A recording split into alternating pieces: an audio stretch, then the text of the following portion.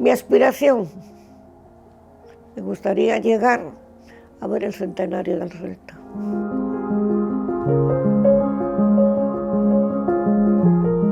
Nolete me llamaba la atención con su tirita por aquí, ahora cualquiera pasaba porque era un guaportón.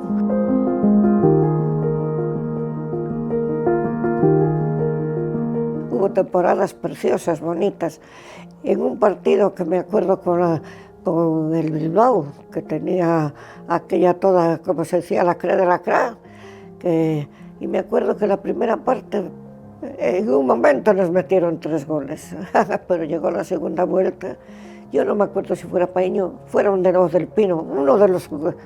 No fue más que empezar el partido y marcamos el primero, el segundo, el tercero, el cuarto.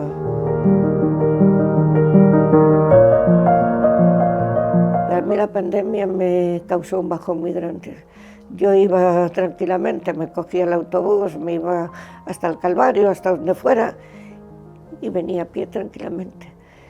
El primer día que bajé, que anduve por aquí, para bajar el peldaño del portal a la acera, me costó muchísimo. Y al campo pues iré del brazo de uno de los chicos, porque sola tengo miedo. Me cojo del brazo y ando tranquilamente. Y a veces cuando tengo miedo, pues me cojo mi bastoncito para evitarme caerme.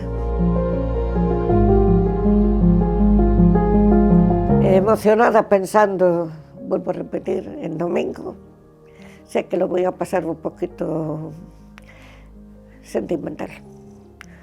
Mis compañeras y amigas del colegio me decían, Alicia no tiene más que 3 amores, el fútbol, Fernando y la hermana Gloria. En esas 3 cosas estaban reducidas todas.